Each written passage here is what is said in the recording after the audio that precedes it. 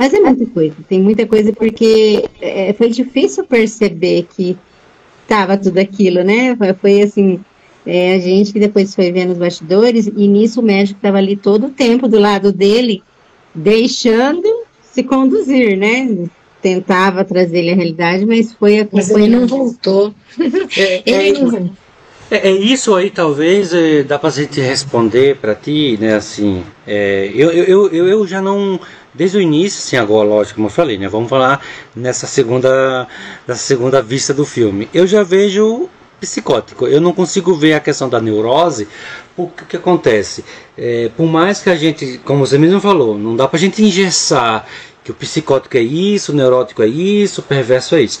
A gente fala isso no início para que a gente possa aprender e ter essa base, e depois a gente vai percebendo que não é assim, né? Mas é uma coisa que, vamos falar assim, é uma coisa que ela é pontual e ela sempre vai ser marcante, é essa questão da não saber da realidade com a ficção. É o que ele vive. Você veja que, como você me falou, o tempo todo o médico era o parceiro. E ele vivia isso intensamente como se de fato isso fosse uma verdade. É tanto que ele muda o nome, né? Que o nome dele nem é Todd, é André, né? Então, se você veja que ele começa a criar para não entrar de fato na memória do problema que ele enfrentou, ou seja, de ter matado a esposa, né? Eu acho assim, aquilo foi uma violação tão grande para o psiquismo dele, que aí desencadeou, talvez ele já fosse um psicótico, mas não tinham demonstrado até nada, e naquele momento foi se ativado essa psicopatia dele, você entendeu? E será que aquilo tudo também não foi inventado por ele? Que a gente não fica, não dá pra gente ter o autor não deixa, né? O filme não deixa a gente, mas vamos colocar que aquilo de fato aconteceu, que a esposa matou os filhos e aí ele chegou e, né? Mas até isso, a Marisa colocou uma pulga atrás da orelha, é bem interessante. Será que realmente aquilo tudo aconteceu? Ou será que não foi uma invenção dele e o surto, tipo, matou vamos supor que as crianças nunca tenham sido, né, mortas pela própria mãe e ele matou a esposa por alguma outra coisa. A gente não sabe porque infelizmente não tem a sua explicação muito mais abrangente do filme, você entendeu? Mas eu vejo nessa questão da psicopatia por essa questão. Você vê que ele não tem a realidade, não existe realidade para ele. A psicose. A psicose, desculpa, a psicose.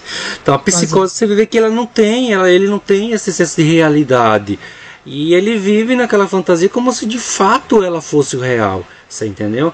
E é difícil, até como você me falou assim, no final ele fica. Eu vejo que ele dá aquela frase que eu até anotei, é uma frase que deixa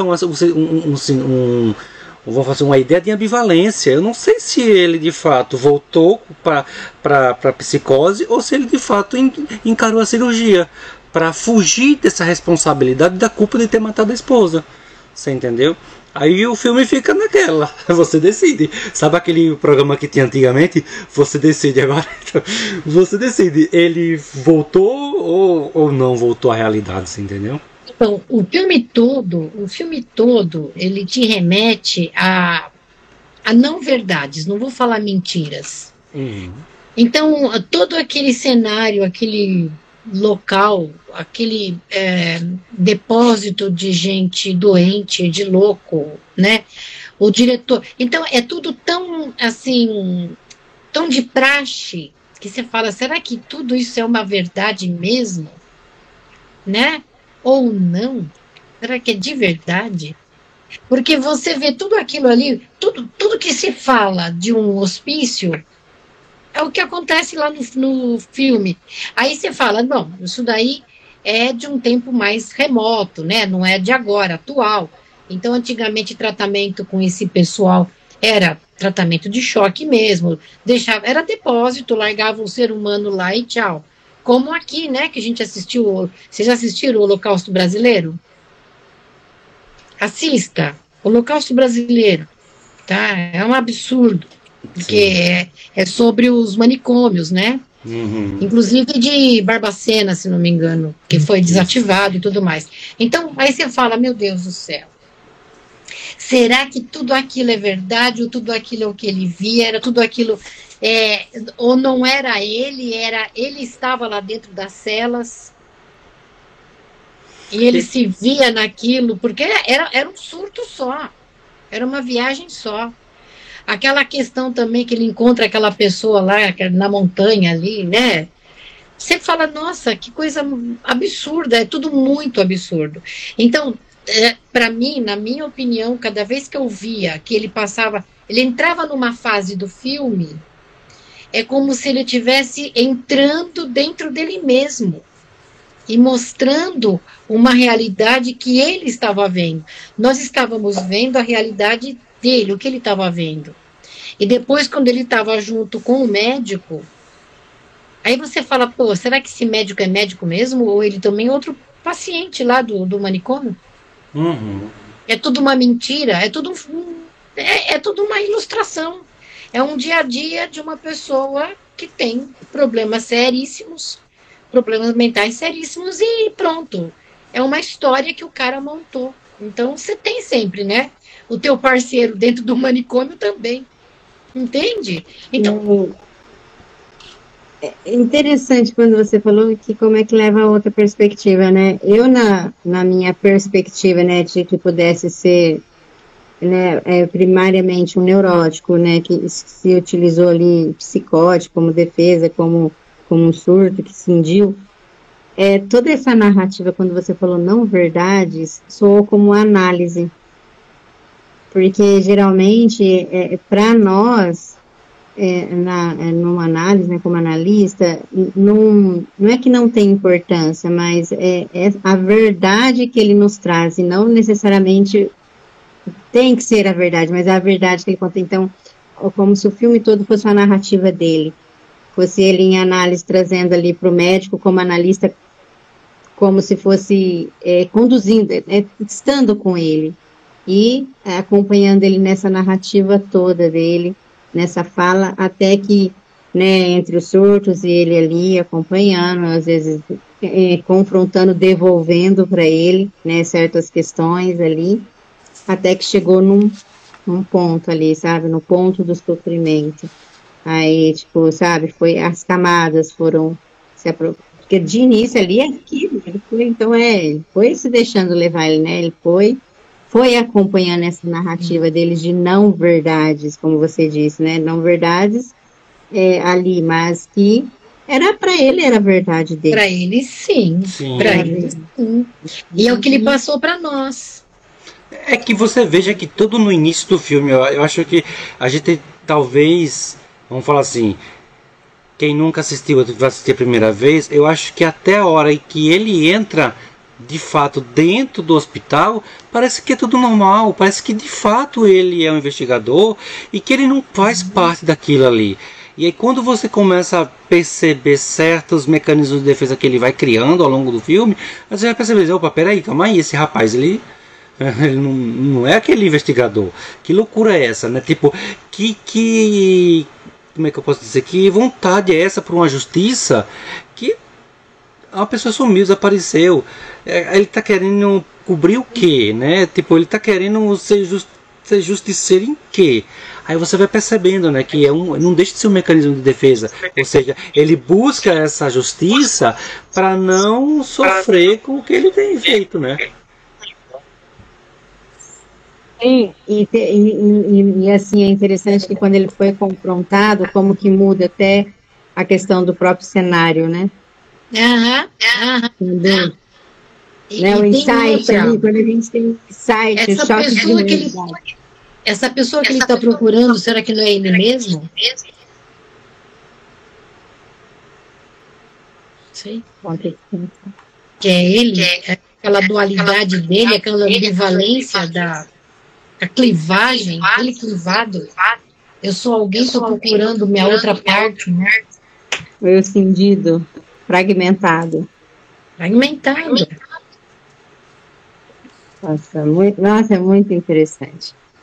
Você olha assim e não sei, vem várias teorias, né? Você lembra das teorias, das narrativas e dá ali muito repertório nesse aspecto. Conforme você foi falando, né? Foi vendo, gente, é uma análise, a pessoa chega assim, as verdades dela, que nem sempre não é mentira, mas não verdades, né, não reais, até que a pessoa tenha que, de fato, ali encarar certas coisas, caem algumas máscaras e não necessariamente se resolve. Às vezes volta até para o que era, né, continua de alguma forma diferente, mas para resolver decidir ficar naquele mesmo lugar, sabe? Então, pareceu muito com uma análise. Pareceu muito assim com um decorrer mesmo, assim. Você sabe que às vezes eu penso o seguinte: será que de repente nós também não somos assim? Marisa, Sabe por quê? A gente, durante o dia, pega 24 horas do seu dia. Tudo acontece. E você pode reagir de várias formas para cada acontecimento. Você tem uma visão para cada coisa, uma interpretação para cada coisa. Então vai ter um momento que você vai surtar, vai ter um momento que você vai neurotizar, sabe? Veja, se de repente isso não é só uma grande metáfora sobre a gente mesmo.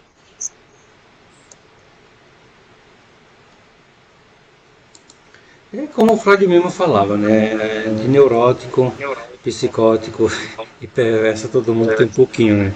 Eu acho assim, lógico, alguns vão ter algum sei lá, recalque em uma fase, possa desenvolver qualquer uma dessas patologias, mas não quer dizer que nós não possamos ter um surto psicótico, um surto neurótico, um surto perverso, qualquer um, ninguém está livre disso, né?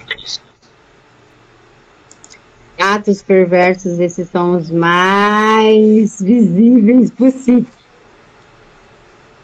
É o que aconteceu lá com os Nardoni.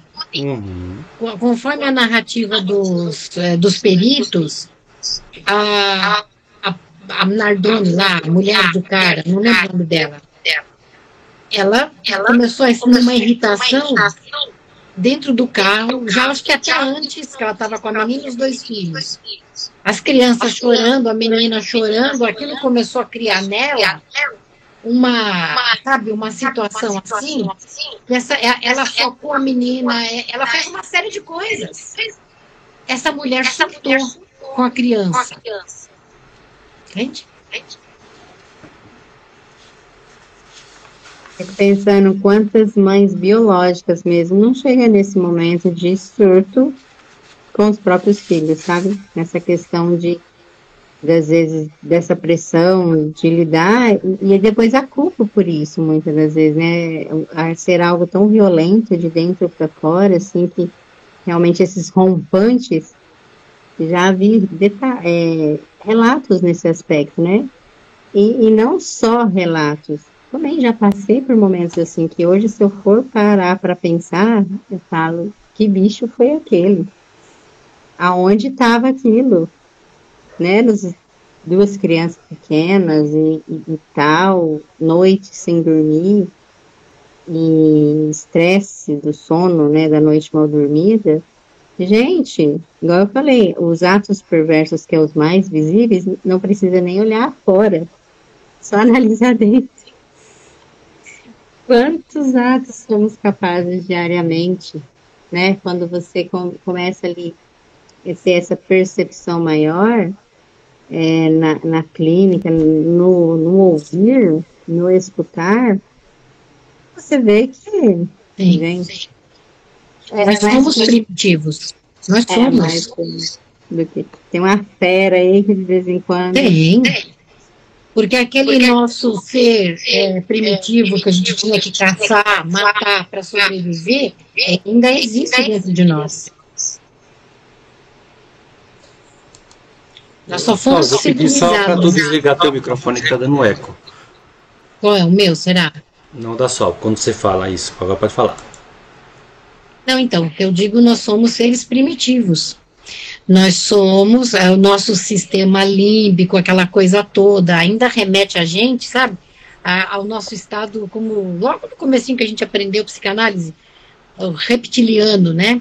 Então a gente é pré-histórico, a gente mantém aquele nosso sistema que nós temos, que é sobrevivência. Tudo pela nossa sobrevivência, né?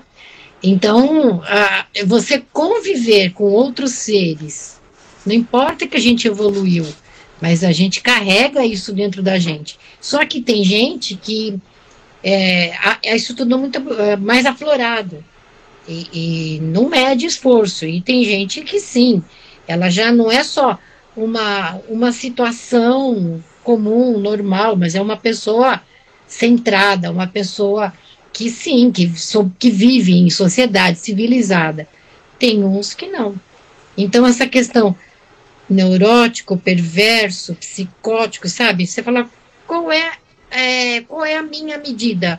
Até onde eu sou isso? E a partir de onde eu já não sou mais? Eu acho engraçado assim, você veja que você colocou um negócio bem interessante, que nem eu estava me preparando para a aula de amanhã sobre neurose, né, obsessiva compulsiva. E aí a gente vai observando esse grande conflito, né, que lógico, né, a gente vai vendo que o conflito maior sempre é entre o id, que é isso que você falou, essa parte nossa que ela é muito primitiva, ela é animal mesmo. O id só quer desejo, só quer se dar bem. E o nosso superego, que vai estar ali o tempo todo com as nossas morais, as nossas crenças, a nossa ética. E esse conflito, imagina, gera um conflito interno dentro do ser humano, e esse conflito acaba destruindo toda a questão do psiquismo dele, né? E aí você começa a ver alguns mecanismos de defesa, como a gente pode ver também no próprio filme. A repreensão, o deslocamento, a negação, a formação reativa. E são mecanismos de defesa que por isso que a gente, como falou, Sol, e isso é interessante ali no início, que a gente tem, não é engessado, né? Tipo, isso aqui é disso, isso aqui. Você veja que esses mesmos mecanismos de defesa que a gente consegue perceber no filme, tem no neurótico, né?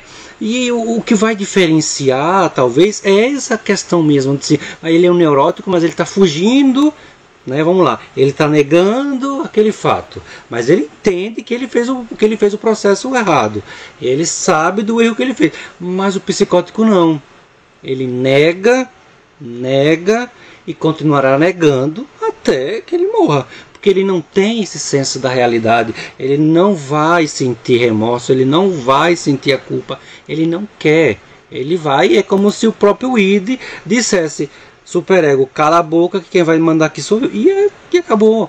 E aí fica essa questão. Eu achei interessante ali, que até dei uma olhada antes da internet, que a turma vem falando sobre esses mecanismos de defesa que a gente consegue encontrar ali no próprio filme. Ele reprime o trauma, ele não quer falar sobre o trauma, ele não quer falar dessa culpa, ele transfere a culpa para a esposa o tempo todo é a vilã, que foi ela que matou os filhos, que não sei o que. Você veja que ele tenta solucionar aquele problema dentro do hospital, que é encontrar o paciente perdido, mas o tempo todo ele está dizendo que a culpa ela era muito boa, mas ela matou meus filhos. Ela era muito boa, mas ela acabou matando os meus filhos. Ou seja, a culpa é sempre dela.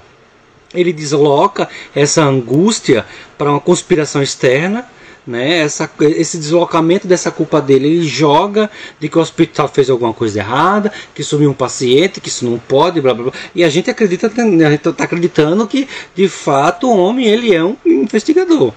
E aí depois ele nega, ele não quer aceitar a verdade, ele nega que ele não é um paciente, que ele é um investigador, e você vê que parece uma coisa assim que parece que realmente estão tentando mostrar pra gente que ele está certo e os médicos estão errados.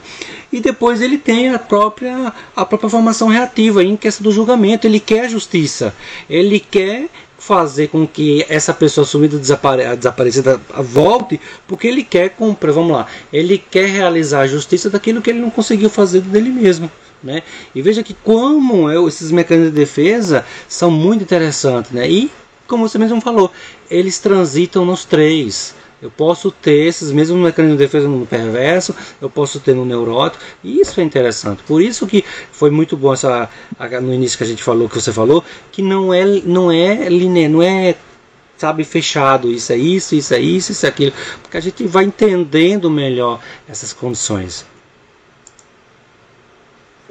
Você falando dos mecanismos de defesa, tem ali também a racionalização, né? Racionalização, tem projeção. E outra coisa que eu estava pensando, igual eu falei, ainda sustentando a minha visão não, a minha percepção. Às vezes, igual eu falei, não sei se é um momento também, isso tem a ver muitas das vezes com o momento que a gente está e a percepção das coisas, né? Naquela narrativa de que ele, igual chega em análise, a pessoa, né, tem toda ali cheia de camadas, cheia de defesa, até que realmente ele é confrontado com a verdade, com o trauma ali. Vem essa, para mim, nessa visão, tá? O Marisa, né, que realmente ele era lúcido e teve toda aquela questão de ter que se fragmentar, de ter que se usar ali do surto psicótico como a da loucura em si, como uma defesa, na pergunta, sabe, que quando o médico lá fala com ele, justamente naquela pergunta, na ambiguidade, assim, para mim, pareceu um lampejo de consciência do que estava acontecendo. Então, essa condição de escolher, vamos dizer, né, eu prefiro essa ou continuar na ilusão, para mim, esse pequeno lampejo de escolha que deu a percepção de que a neurose, entende? De continuar na loucura. Porque, igual você falou, parece que o psicótico, ele vive essa verdade. Para ele ele não se engana, é a verdade para ele, e ele vive essa verdade como uma verdade, uma realidade sendo dele. É como se ele não tivesse essa outra alternativa, essa outra percepção, assim, né? E isso é claro, mesmo depois de cindido, mas a construção toda mais em cima dessa fragmentação, né? Então é isso que ficou ainda mais assim, eu falei, nossa, teve essa chance de tanto continuar negando a realidade por conta de se insuportar viver com isso, mas ao mesmo tempo teve esse lampejo que poderia ser diferente, sabe? Qual é a escolha que ele teve ali, e aí? De continuar negando, de continuar projetando, de continuar com as defesas, para evitar tudo aquilo, a realidade que era muito pesada e insuportável para ele, ou seja, a morte dos filhos, a esposa, e tinha todas aquelas figuras mesmo, né, dela, do fogo, de toda aquela questão de ele ter feito o que fez, é porque é como se ele também culpasse pelo que ela fez com as crianças, né, como se fosse uma responsabilidade dele ter deixado eles com ela, e então, assim, a melhor coisa foi fazer o que ele fez, mas não sem ter que lidar ali com as consequências da culpa de tudo isso. Mas é interessante pensar, são muitas coisas. Quem entrou foi a Lucélia? Oi, boa noite. Oi, Lucélia. Já estamos aqui no embate. Tô só escutando vocês agora. Você chegou a assistir o filme? Como foi para você? Assisti. Foi bom? Gostei, mas não entendi algumas coisas, tem que assistir de novo. Conta aí as nossas impressões, as suas dúvidas. Não, vou só escutar vocês, que aí eu esclareço. Eu recém me liberei agora, tô fazendo algo pra comer e tô escutando vocês. Tá bom, tá ótimo. Não, então, porque nós estamos comentando justamente sobre esse estado do personagem principal, que é o personagem do Leonardo DiCaprio, que a princípio ele é um assassino, né? E que ele sumiu daquela condição de assassino. Ele hoje vive num manicômio e ele se fez passar por um investigador de polícia, né? Para desvendar também um sumiço, né? Um desaparecimento de um outro paciente de lá.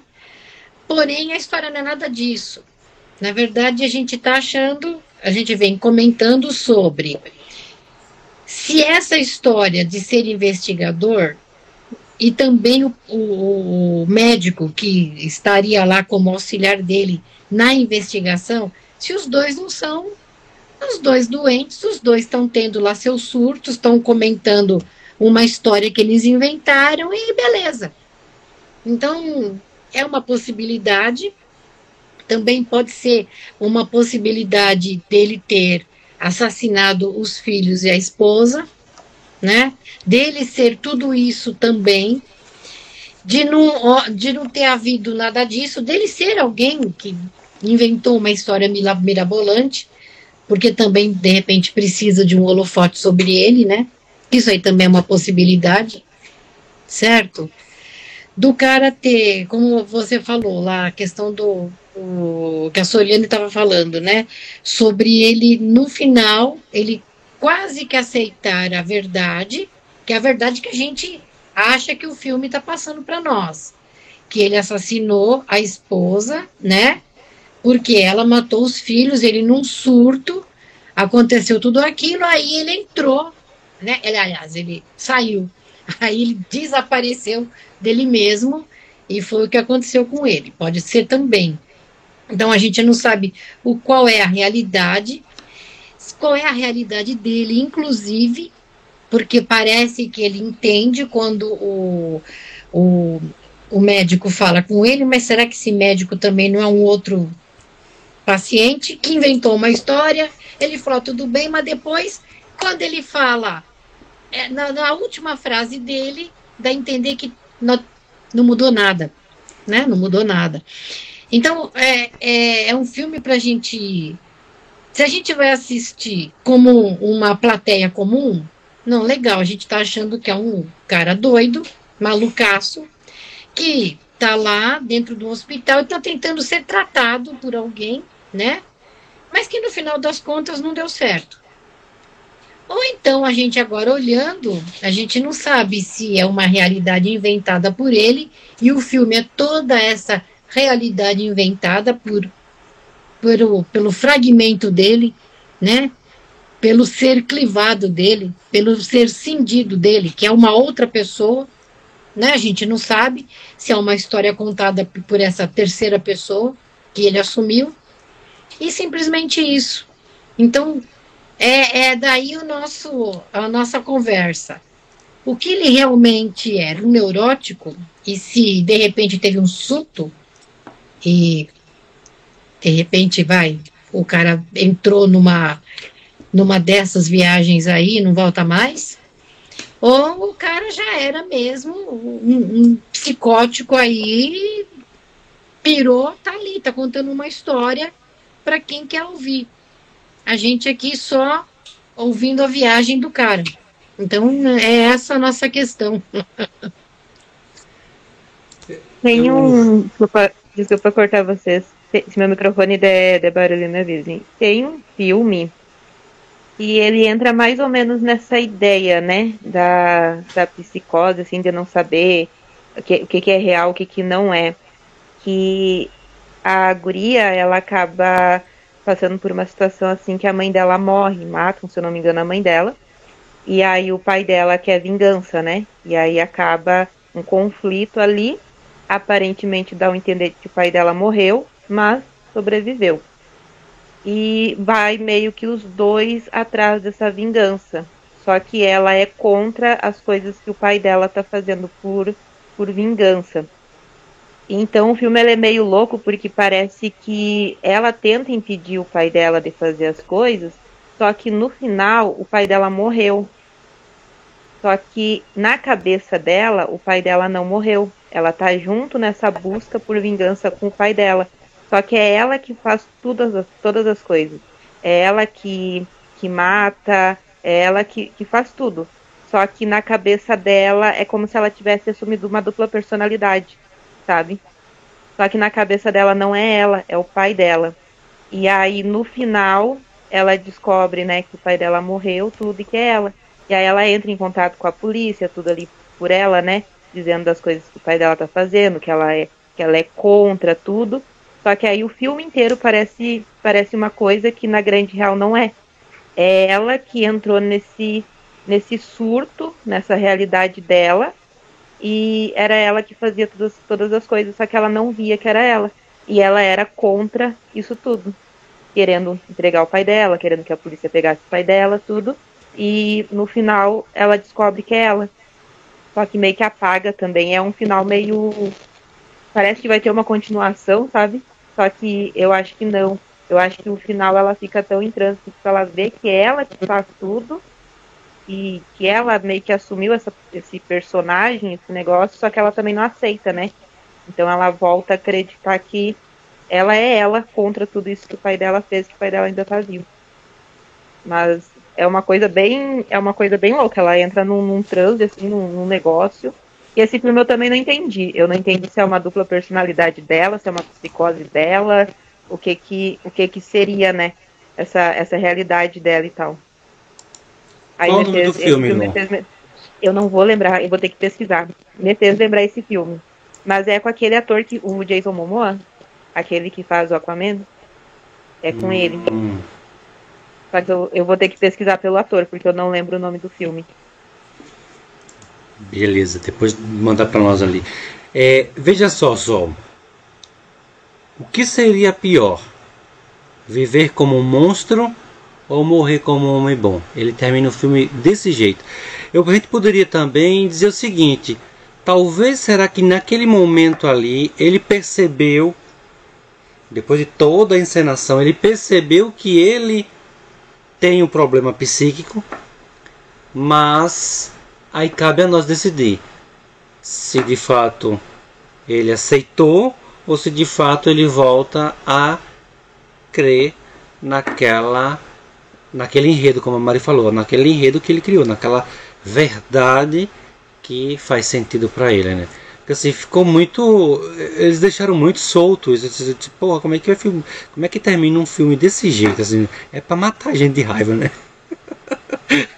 John, no caso que você falou assim, o monstro seria o homem que assassinou a esposa. Isso, ele se como ele mesmo, entendeu?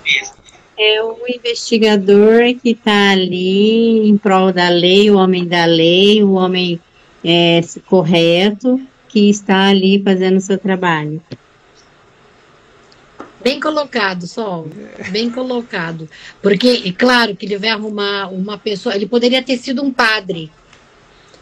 Uma pessoa acima de qualquer suspeita, que é mais que um policial, né? Que está para proteger as pessoas. Ou será que ele é um grande mentiroso, manipulador pra caramba? Ou será que ele é Bom, que ele realmente é um assassino de verdade e ele tá ali para ele fugir, como você falou, John.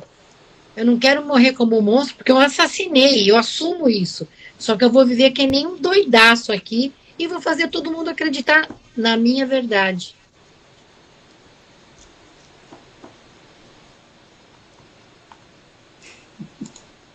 É que quanto mais a gente tenta entender, mais a gente começa a perceber que o negócio ele é muito louco, né? Ele é muito gostoso de ver, porque por essas questões a gente começa a ficar tão analítico com a situação que a gente começa a querer ver assim, tá, e essa versão, e esse lado, né? E se fosse assim, e se fosse desse jeito?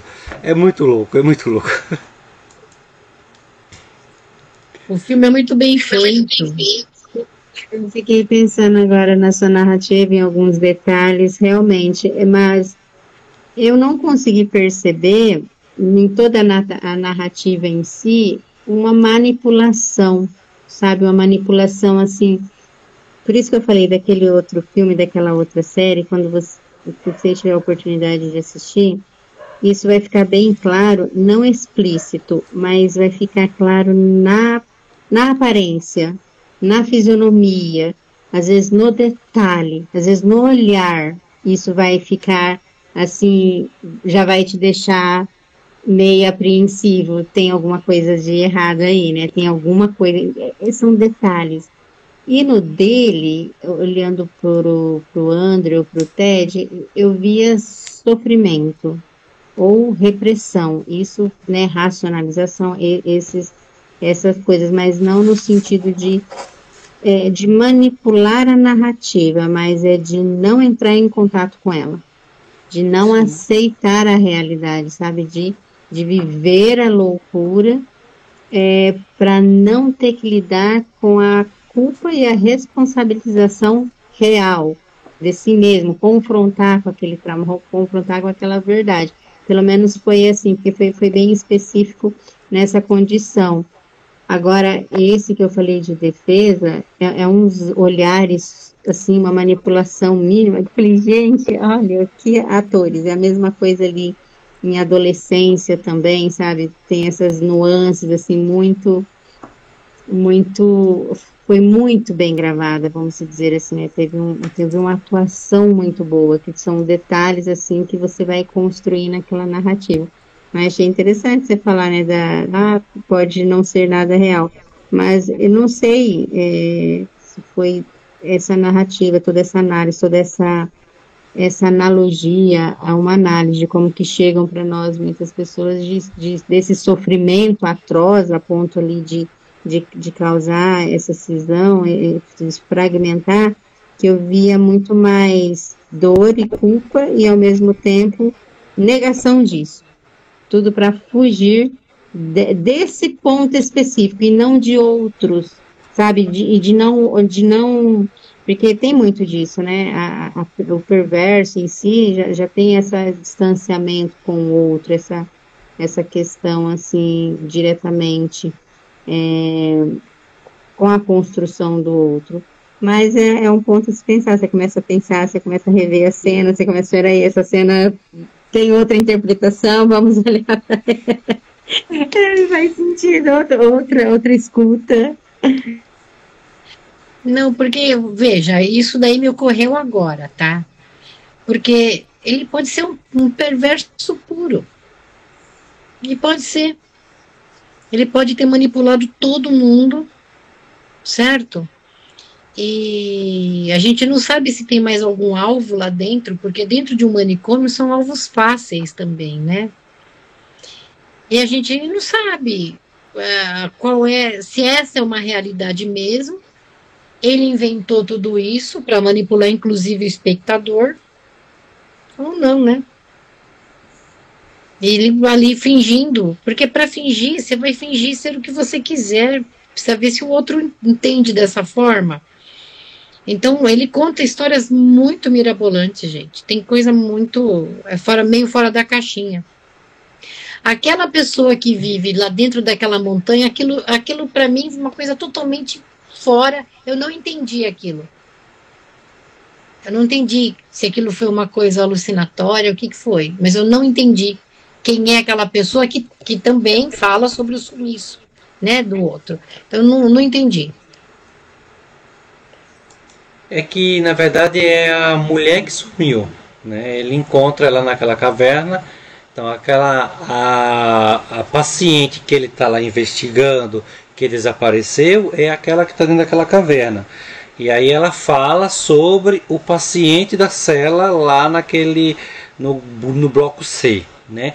Mas, Sol, veja que aí onde a gente, né, como a gente viu, talvez ele use muito o mecanismo de defesa de repreensão, o deslocamento e a negação, né, porque ele reprime, ele projeta a história, ele cria-se uma história, ele desloca toda essa dor que ele sente e que eu pelo menos assim, eu vou até assistir de novo, tá?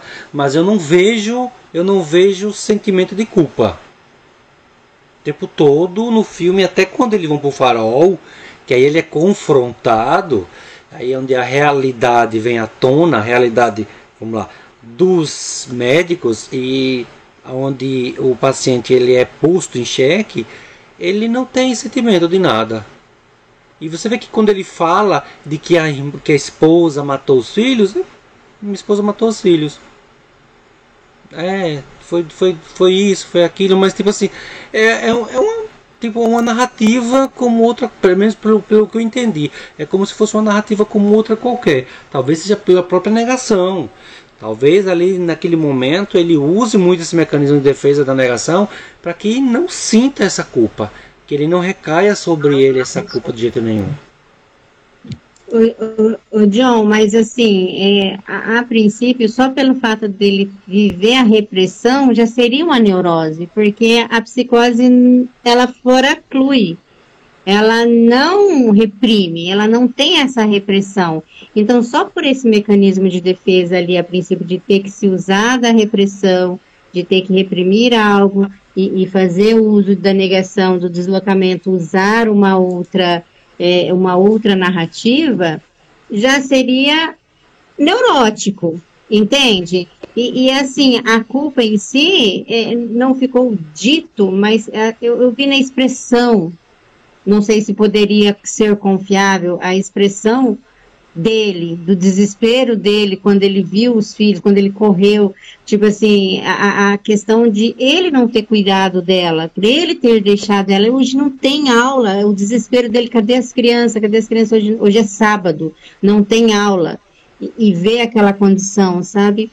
Igual eu falei, eu tive toda essa leitura mais por esse lado. Então, assim, é interessante quando vindo, porque e a questão da perversão lá, o Mari, que eu fiquei pensando, ele não necessariamente ele precisaria de uma fantasia, ele viveria aquilo porque ele é perverso. Não necessariamente precisaria se esconder atrás daquilo, ele realmente levaria a cabo, manipularia de uma outra forma, mas não com uma outra realidade, sabe? Não com a realidade virtual, vamos dizer assim, não precisaria dessa fantasia para mascarar e lidar com aquilo. Essa que é a questão, lidar com aquilo. Ele não conseguia lidar, porque todo mundo sabia ali, né? Se você vê, o médico sabia a realidade dele, mas ele mesmo, a narrativa dele, não dava conta de lidar com a realidade dele, a ponto de, às vezes,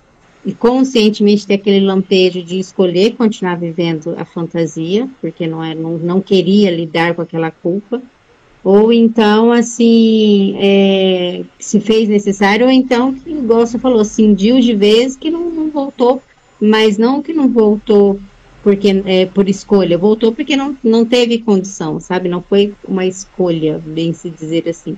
Então, eu fiquei mais nessa ambiguidade assim, mas com a questão da justamente manipular e tudo, ele tentou alguma vez ali ter essa borda, né, de querer sair, mas tinha aquele lá, o superego dele, né, o analista dele, o psiquiatra dele, lembrando e puxando, e quando foi possível, ó, essa é a realidade, e agora, né, como que eu lido com isso?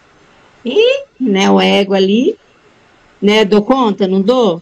Continuo na fantasia de alguma forma. Então, eu fui olhando por isso, mas é interessante quando você traz algum questionamento de quem, alguma alusão. Nossa, muitos caminhos, muita questão assim mesmo. Né, ô Lucélia, tem coisa a dizer aí? Nós estamos dizendo aqui, ó. Nós estamos. Mas então, no caso. Peraí. Tá analisando. Então, se vai para esse pensamento do John, ele sabia tudo, mas não sentia culpa e meio que enganava os outros para sair de bom. Mas também tem a questão que a Soliane, né, falou, da questão dele, como é que eu vou te dizer, ele escapar dessa realidade e também não se passar por bonzinho, entre aspas, mas assim, porque ele não encara essa realidade, ele não vê a realidade. Então é complexo o negócio, porque não sabe se é psicótico ou se é perverso. Agora eu fiquei na dúvida de novo. E na fala dele ser um monstro, ou seja, ele tinha pelo menos concepção ou por ele mesmo, ou da realidade externa, da condição daquilo que ele fez, do ato que ele... Mas será que desde o início, ele realmente se perdeu, né, nessa questão ali confundiu a realidade, se perdeu, mas chega um ponto assim que ele, nossa, não, realmente eu sou culpado, realmente, né, tudo aquilo, e aí começou a manipular. Tipo, de início realmente se perder, mas depois se dar por conta e começar a manipulação? Ou foi tudo assim manipulado, ou foi tudo fora da realidade? Sabe? É que Olha, assim, Sol. interessante. Desculpa, Mari. Veja Imagina. só, Sol. Você falando ali, eu ficando aqui escutando, faz um sentido, sabe? Faz um sentido em ser neurótico e aí ter um surto psicótico, certo? Mas vamos lá, vamos tentar. Eu vou tentar segurar a minha tese de que é só psicótico. Vamos supor, vamos tentar entender que, lógico, as cenas não são assim, uma atrás da outra, são cenas, né, que supostamente aconteceram tempos depois, dias depois, semanas depois. Vamos supor, eu nunca atendi um psicótico, mas vamos lá, um psicótico, ele reconhece que ele é psicótico, certo? Ele chega um momento em que ele vai ter que reconhecer que ele é psicótico. E aí ele vai tomar os seus remédios para que controle a sua psicopatia lá, mas ele entende que ele é psicótico. Mas ele pode entender que ou ele melhora essa condição da patologia ou continua do jeito que está. Se aquilo é muito doloroso para ele, não seria, eu acho assim, não seria um mecanismo de defesa para todo mundo o recalque? A repreensão, seja ele psicótico, seja ele perverso, seja ele neurótico, porque assim, eu tenho que esconder essa dor que me dói. Eu tenho que vamos na questão dele, eu tenho que não vivenciar isso, porque isso vai me gerar um conflito. E gerando esse conflito, quem me fala maior é o superego, não é o id.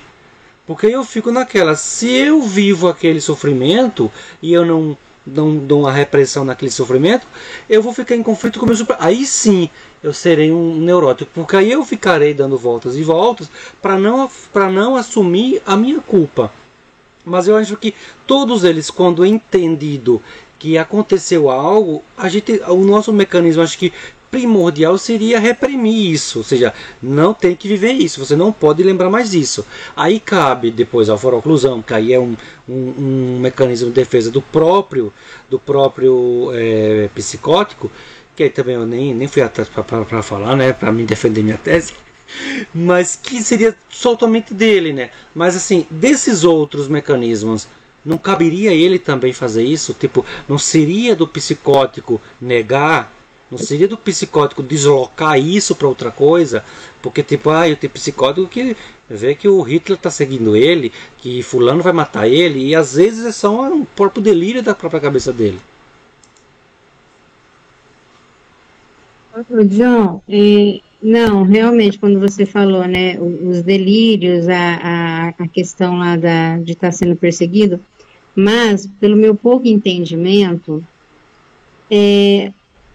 só o neurótico reprime e tem superego. O psicótico, ele foraclui, ele não tem essa moral interna, é a realidade dele. E o perverso, ele, não é que ele tem, ele tipo assim, como é que fala, seria a palavra, ele finge, né, ele não aceita, ele denega, né, a denegação, lá, ele meio que escusa sobre isso, é onde que é a questão lá de a lei, né, não ter essa internalização da lei, pelo contrário, né, essa questão da empatia do outro, e não tem essa moral interna, vamos dizer assim.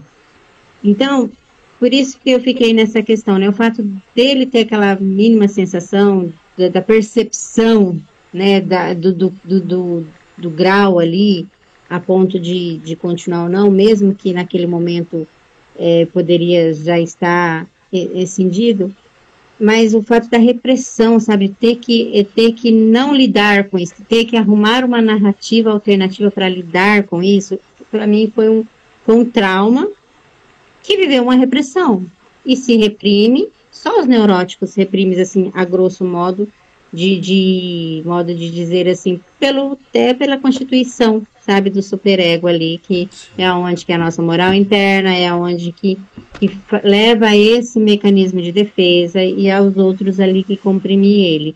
E, no caso, um grande mecanismo, uma grande condição aí foi justamente a loucura, né, a psicose, a paranoia e tudo mais. Você falando aí de psicótico, eu não atendo. mas eu tenho contato com uma pessoa e a princípio é esquizofrenia, né, laudo psiquiátrico, medicação e tudo. E o pouco que você vê da narrativa realmente é uma realidade cindida, é algo diferente, sabe? É uma narrativa, você percebe algumas coisas bem nítida de percepção, sabe? Tanto na narrativa, tanto na forma de lidar, quanto até no mecanismo de defesa, parece que tem uma coisa ali diferenciada. Então, acho que é por essa condição também que eu fiquei mais, não, atitude mais neurótica, até pela organização, sabe? Pela organização ali e tudo mais. Por essa experiência pessoal, vamos dizer assim, eu tive a partir dessa experiência, dessa perspectiva, eu pude ali ter uma maior comparativo, né? Então, por isso que às vezes eu falo mais nítido nessa parte. E com os psicopatas, né? Na presença de psicopatas aí ultimamente, então, dos perversos realmente, psicopatas, né? E não igual o John falando psicose como psicopata. Mas os reais antissociais, vamos dizer, né? Na presença aí, estou um mês aí na presença só de antissocial. Então, assim, eu acho que, por isso que eu acho que essa minha visão, essa minha perspectiva ficou mais nesse sentido, essa minha leitura, né, essa minha análise. Mas é claro, é cabível de várias discussões também.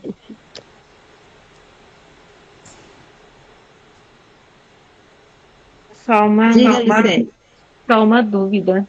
Aí agora o meu guri saiu do quarto, mas rapidinho.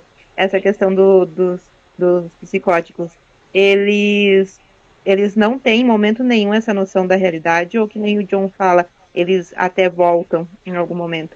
Ou eles não sabem o que é real, o que não é real, sempre. Tipo, tem graus. Aí seria a minha dúvida. Tipo, num grau avançado, ele não volta para a realidade. Não é que ele não volta para a realidade, ele não distingue a realidade da loucura dele. Ou um grau mais fraco, eles conseguem ter essas nuances de saber e não saber o que é real. Ô, John, eu vou só falar aqui. Você ia dizer alguma coisa? Não sei se me expliquei. dessa questão dos psicóticos. Antes de passar para o John, que é o John que vai responder, já que ele está fresquinho aí com as aulas dele, para dar sexta-feira amanhã, então, é só uma coisa assim que eu também entendi, é que assim, dentro dessa perspectiva lacaniana, dessa divisão de neurose, psicose e perversão, isso são formas de ser. E sendo formas de ser, não necessariamente todas inscritas nessas estruturas são adoecidas. Mas, ou seja, tem perverso adoecido, né, que é difícil ter um perverso, mas deve ter ali um que tem uma lei bem rígida que realmente dá conta dele ser ali barrado, vamos dizer assim, né. Eu tô vendo isso no Dexter, tá? Ele é um perverso bonzinho. Tem uma... Mas, assim, a parte... e o psicótico também, o adoecido ou não, né? Às vezes o que se inscreveu ali, que teve esse rompimento. E até o neurótico, né? Não digo normal, mas não adoecido, né? Porque a gente é neurótico, mas pode ter neuróticos extremamente adoecidos. Então, nesse caso que você falou de grau, nesse caso específico, eu percebendo, não tem isso, porque já é adoecido, sabe? Adoecido no sentido de que você não conecta mesmo. Teve essa quebra com a realidade e não volta mais. E é bem nítido essa quebra, essa fragmentação no discurso. É muito, muito nítido. Não tem essa ligação, tanto é que as palavras são muito literais, sabe? São completamente literal, é bem uma outra realidade. Então, ao meu ver, seria assim, né? A pessoa pode ter seguido aí Mas o adoecimento dela, sim, causaria dificuldades ou, igual você falou, de adoecimentos, de agravantes e tudo mais. Teria, sim, John, porque essa foi uma perspectiva, uma coisa que me veio, mas assim, eu não cheguei ainda a debater sobre isso. Eu entendo muito pouco também de psicóticos, né? Da questão desse grupo de patologias psíquicas, li bastante, mas nunca me aprofundei muito. Mas é que nem a Sol falou, vai depender, que nem você também falou, Lu, vai depender muito do grau. Tem gente que não volta para a realidade mesmo. E por mais que você dê medicamento, por mais que você faça um controle, chega num estágio que não tem mais volta. Agora, como a gente também falou logo no início, as pessoas elas podem ter um surto psicótico. Eu posso ter um surto psicótico daqui a pouco. E depois eu consigo, com a medicação, com terapia, voltar à minha normalidade. Não quer dizer que eu seja uma pessoa psicopata, né? Mas eu posso ter algum quadro, sim. E alguns que têm, como você me falou, em questão de grau, com medicação eles conseguem. E terapia, lógico. Porque também não adianta só dar medicação e o paciente ele vai acordar para Deus, né? Não acorda para Jesus assim da noite por dia. É preciso que a gente intervenha. É preciso que a gente tenha esse cuidado para que a gente possa conduzi-lo. E eu imagino, nunca tive também, que nem a Sol, mas eu imagino que seja uma terapia bem cansativa para a gente. Porque é um paciente muito, muito delicado. Certas coisas, certas palavras, literalmente, vão ecoar e ter uma resposta que talvez a gente nem consiga mais contornar. Então, assim, é preciso ter vamos falar assim, ter um cuidado muito grande, ter experiência no caso, sabe? Porque lidar com os psicóticos é complicado, não é fácil. Mas tem sim. Tem algum, pelo menos no que eu li, eu lembro que a própria Melanie Klein, por isso que a gente, né, conseguiu tratar alguns, porque a Melanie Klein traz, junto com o Winnicott, essa questão de você conseguir tratar eles, porque até então, não é que o Freud não quisesse, é que até então o Freud estava preocupado com os neuróticos, e era o foco principal da psicanálise, os neuróticos naquela época. Então assim, há casos e casos, como há casos de neuróticos que a gente vai batalhar anos até eles entenderem que eles são neuróticos. Até entender. Você pega um narcísico. Para você fazer ele entender e enxergar que ele é narcísico, minha amiga, você tem que rebolar muito. Você tem que gastar muito de van. Então, eu acho que cada caso é um caso, sabe? Como os autistas têm certos graus de autismo que não adianta, não há intervenção psicanalítica para eles. E aí tem alguns que você consegue lidar com eles, levar numa boa. Tudo vai depender do grau dessa patologia.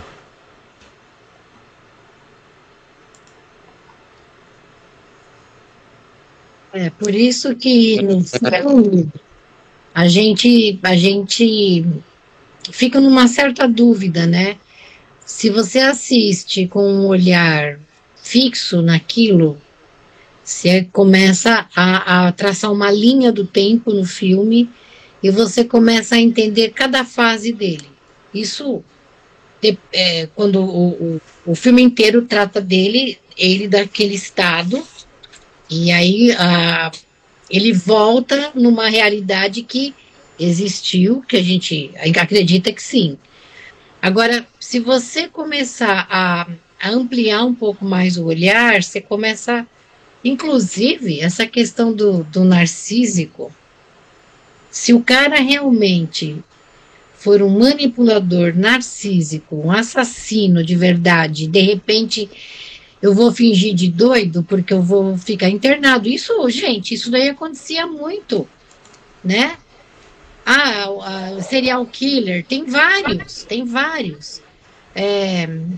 Tem um que realmente o cara é totalmente fora da caixinha, que houve um crime bárbaro aqui no interior de São Paulo, há algum tempo atrás. E queriam até soltar a pessoa, mas não conseguiram, porque não tinha como. Todos os laudos davam como o cara sendo impossível de conviver em sociedade, porque ele iria voltar, iria matar. Então, veja, ele está lá fazendo o quê? Tá, talvez o médico, assim, ele é o paciente, Mas agora, se a gente olha para o médico, ele também é outro paciente? Ele é um psiquiatra? Ou ele é alguém que também esteja manipulando esse paciente?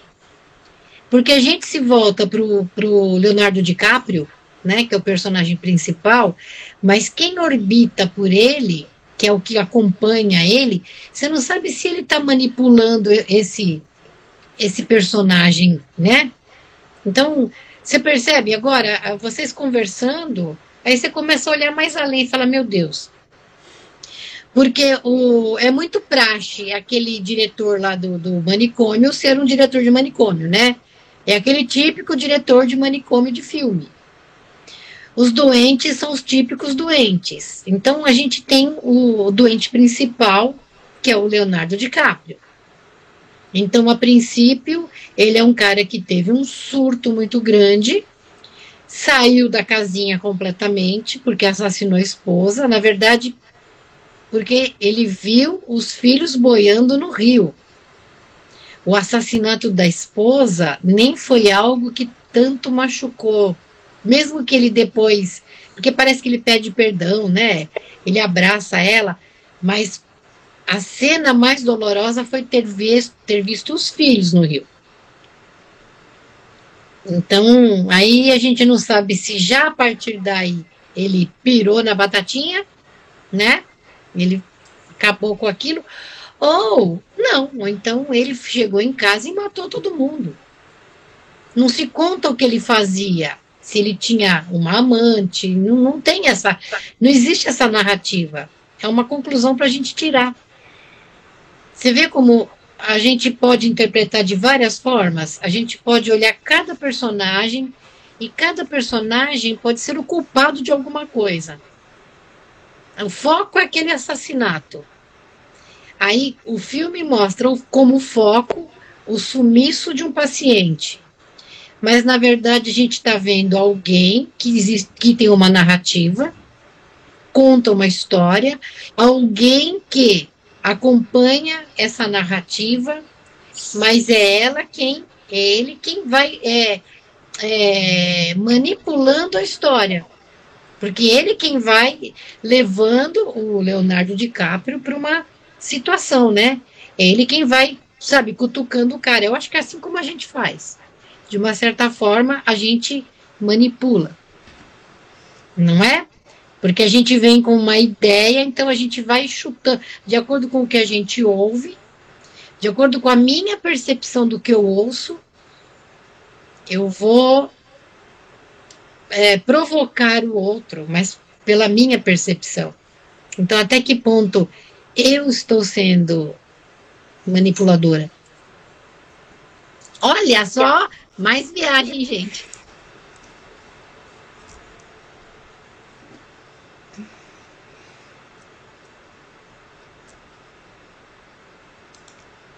Agora você botou mais pulga atrás da nossa orelha. Mas o bom é isso, sabe? Eu acho assim, muito, muito bacana a percepção da Sol, né? De perceber essa questão de ser um neurótico que teve um surto psicótico. É uma verdade, não está dizendo que está errada. Vai o John com a ideia de que é um psicótico e vai ser psicótico, também não está errado. É que nem você acabou de dizer, Mari. Cada um vai ver na sua perspectiva. Aí você começa a fixar. E você trouxe um exemplo bem clássico. Você, como analista, você escuta aquela narrativa do seu paciente. Aí você diz, beleza, é um neurótico. Aí você já traça todo, não vou dizer um planejamento, mas você já traça um projeto de acompanhamento de terapia. Aí lá na frente, aí você descobre que não era um neurótico. Ou que lá na frente ele dá um surto psicótico. Aí você, meu Deus, agora eu tenho que desconstruir toda essa a minha visão e eu construir agora. Não, show, você agora fechou bem. E é isso mesmo, assim. O bacana é isso, é que como é muito subjetivo, gente. Cada um vai ter sua percepção. Você já você já consegue perceber, vamos lá, numa história que a gente nem sabe como existiu, como foi, quem é ele, né? Quem era ela, o que fez ele fazer isso, o que foi que fez ela fazer aquilo. Cara, de sair, dá para sair tanta ideia, tanta percepção psicanalítica que a gente fica doido, né? Fica bem loucão. Eu vou assistir de novo, gente.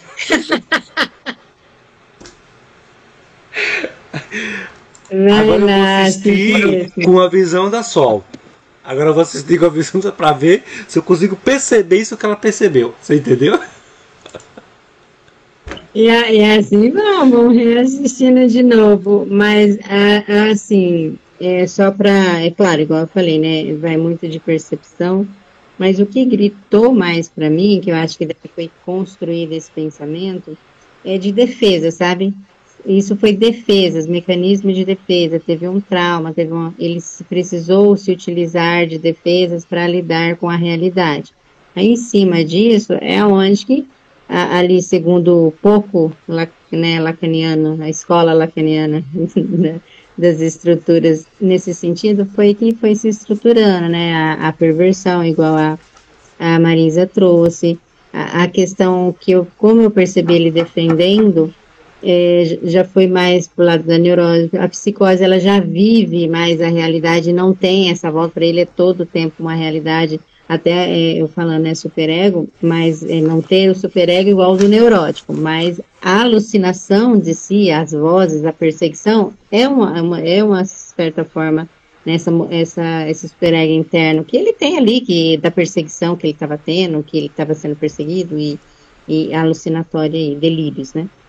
Mas a manipulação, assim, para mim ficou mais, por isso que eu falei, ficou mais nicho como defesa do que necessariamente manipulação. Daí foi aonde que foi lidar conta, igual, realmente, a fala da culpa esclarecida assim, claramente, passou, mas é porque eu fiquei muito ali nas expressões, sabe, nos detalhes. Então, às vezes, foi isso que me segurou mais nessa parte. Mas é interessante ver, e às vezes também ali, subjetivo no sentido de como que isso me atravessou, de como que esse filme, essa realidade, essa percepção me atravessou, né? Como que tocou em mim. Então foi por esse viés aí. Vou levar para minha supervisão, tá bom? Agora eu vou lá de novo como o diabo do nosso cérebro. Veja só, vamos lá de novo, eu quero defender meu ponto de vista. Quando você fala ali, e agora quando você falou, parece que, né, no início eu não estava muito atento, mas você sabe que a foroclusão ela foi inventada pelo Lacan.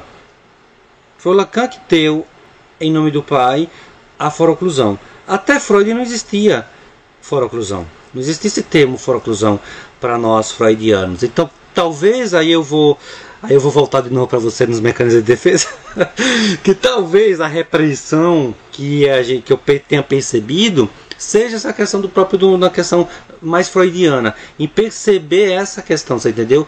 Porque de fato, como você fala assim, quem fica marcado depois do Lacan fica realmente marcado foroclusão, psicose, repreensão para neuróticos, você entendeu? Talvez como a gente não tinha ainda aí na minha cabeça, eu nunca entrei a fundo, não vou mentir a vocês, eu nunca parei para ler Lacan. Já li Lacan, mas li Lacan com a cabeça em Freud. Então, agora quando você falou de novo, eu disse, peraí, calma aí. Porque a foroclusão quem inventou foi realmente o próprio Lacan. Quando você vê, que isso na questão do Lacan de fato, o Freud não existia foroclusão.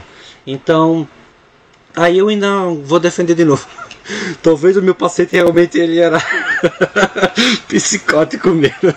Mas eu vou assistir de novo amanhã, quando eu terminar minha aula, com um olhar neurótico, de um paciente neurótico que teve um surto psicótico. Para eu tentar entender e ver essa sua percepção, porque ela é uma percepção ótima e eu achei muito interessante.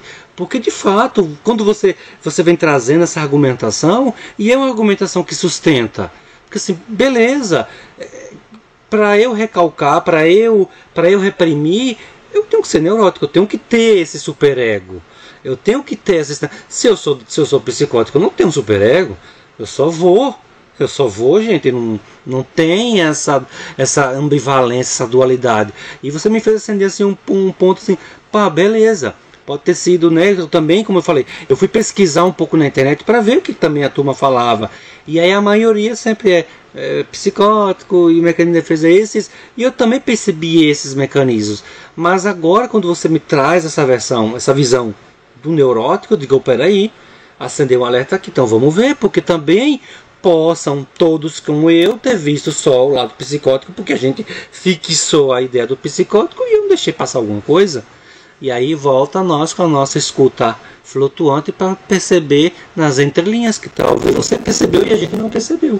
Achei muito interessante.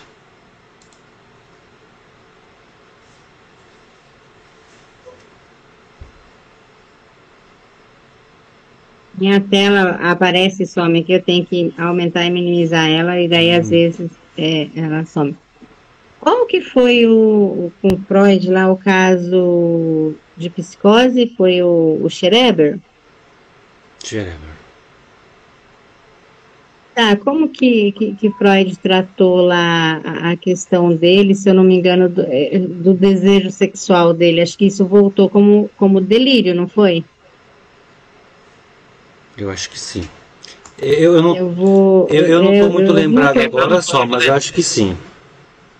Eu vou dar uma lida de novo. A questão o livro aqui é Neurose, Psicose, Perversão, mas a gente ainda não tratou, mas é um dos pontos interessantes que eu já ouvi algo sobre esse estudo, para entender como que você disse aí, né, como que ficaria essa, a partir de Freud, não Lacan, mas alguma coisa é que não insere o nome do pai. No psicótico, isso não internaliza de alguma forma, isso não simboliza, se eu não me engano, acho que não há simbolização. Mas eu vou ver algumas anotações minhas aqui e voltar a reler esse texto, que daí às vezes eu posso me fazer entender melhor, né, nesse caso assim. Mas vou reassistir também com essa visão igual a sua, psicótica, né, totalmente ali. Mas o que me atravessou e o que está mais assim é justamente, né, essa defesa, essa recusa e o fato de que foi insuportável, acho que é por isso, né, por viver esse momento insuportável, que foi necessário fazer essa condição, que me remeteu, né, a esse escutar mais neurótico, com essas defesas, com a necessidade de enlouquecer para se proteger, para se defender, né? Proteger, se defender. Nesse contexto, igual você estava falando, assim, né? São detalhes, são nuances dessas idas e tudo, de que vai e não volta mais, ter esses mínimos detalhes. É interessante como que isso foi se desenvolvendo, né? Como que isso foi se construindo, até a teoria freudiana em si, né? Se algum conceito lá teve que ser estruturado. E nessa questão já não sei como que a Melanie já vê isso, né? Como que ela veria essas posições, como que ela trataria. Eu realmente já tenho essa percepção dessa fluidez que tem, mais a fundo, como que lida. Só que uma coisa que você falou que é muito importante, desse conhecimento prévio, ou pelo menos dessa percepção prévia, para direcionar o tratamento, né? Não direcionar o paciente, mas o tratamento. Porque sim, psicóticos, eles têm peculiaridades, né? Não intervenções, coisas que às vezes daria no neurótico, não há possibilidades, né? Pelo contrário, seria mais um secretariado ali, né? Agora, em perversos propriamente dito, nem sei se apareceriam, né? Se fosse para manipular, tem alguns casos assim bem assim de assombrar, vamos dizer assim, né? Tem alguns estudos de casos, tem algumas questões assim bem nítidas. E seria isso, seria um mais secretariar mesmo, por conta dessa capacidade de simbolização, dessa capacidade de produzir insight, dessa questão de muito da realidade em si, né, trabalhar ali, passo a passo, são algumas coisas E pelo que eu percebi, nesse caso, seria um constante construir e desgastante, porque é uma outra realidade. Isso ainda estando gerenciado. Agora, quando fragmentado, eu acho que daí sim seria. Eu acho que tem outras vertentes. Eu acho que outras vertentes seriam mais, vamos dizer, que lidariam com essas condições um pouco, às vezes até com maior repertório, vamos dizer. Mas é isso, gente. Muito bom, foi muito interessante e assim, eu gosto desses filmes que bugam a mente. Por isso, assista Em Defesa de Jacob e a gente vai, mesmo que não seja como um cine debate, a gente vai debater em off, que eu quero ver a opinião de vocês. Não, eu gostei, viu, Sol, do jeito que você analisou, do jeito que você explicou, você analisou o filme. Certo? Aquilo que foi visto, aquilo que foi passado, porque também, veja, eu dei aqui uma pincelada além da coisa, mas na verdade é o roteiro do filme, né? A inscrição do filme, como foi, aquilo como foi passado pra gente. Então a gente vai ver um personagem principal que de repente passou, que a gente vai acreditar que ele passou sim por um surto, ele cindiu, ele se fragmentou, né? E a partir daí ele não consegue voltar para uma realidade, mesmo que depois sendo exposto a ela, né? Ele sendo colocado aos poucos para ele entender qual era a situação dele, para ver se ele voltava e compreendia aquilo. A princípio, no final, a gente imagina que ele entendeu. Só que aí você não sabe se ele de repente volta, não entendeu nada daquilo, ou ele compreendeu que vai ser melhor, como disse o John, viver como um homem bom do que morrer como um monstro, né? Que é essa a narrativa do filme. Então é isso aí. A gente andou dando uma viajada porque no dia a dia, a gente encontra na família, nos amigos, então você percebe, como você falou, os detalhes do olhar, da maneira de se comunicar, cada um apresenta a sua perversão, a sua psicose, a sua neurose de uma forma muito peculiar, certo? E a gente, às vezes, capta isso. E às vezes nosso olhar não está atento a isso. A gente está atento àquilo que está impresso na pessoa, mas o que está além a gente não está vendo. Então, não, eu achei perfeito o que você disse, sim. Por isso que eu falei, eu vou assistir agora, mas assistir olhando o filme, com aquela história que estão me passando. Entende? Não passando além daquilo que... Não vou ultrapassar a linha do filme. Mas é isso, eu acho muito bom. Eu acho que filmes são excelentes. Filmes, música, livros. Até eu tô com um aqui, se eu tirar ele daqui, vocês vão ver o Crime e Castigo. Eu já tenho que ler a Divina Comédia também, que diz que tem muito. Então, assim, eu acho que isso estimula, faz a gente ir além, a gente realmente, porque a gente encontra de tudo. Então, muitas das vezes, isso enriquece o repertório, né? Até mesmo Freud. Freud era detentor aí, multi, né? Cultura. Tinha uma cultura, tinha um conhecimento, assim, de outros saberes, vamos dizer assim. Eu acho isso maravilhoso, né? Conhecimentos, culturas e tudo mais, que a gente pode extrair muito repertório disso tudo. Então é isso. Diga aí, Lucélia.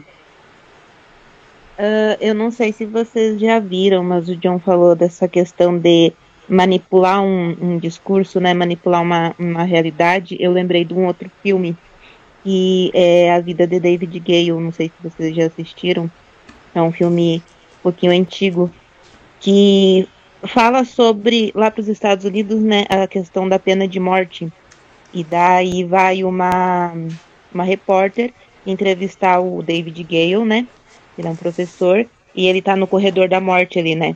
Então ele vai contar para ela tudo o que aconteceu, no caso ali que ele tá sendo acusado e vai ter a pena de morte, né? Então é bem interessante porque tem toda uma manipulação no discurso dele ali com ela, uma realidade, depois tem um plot twist ali. É bem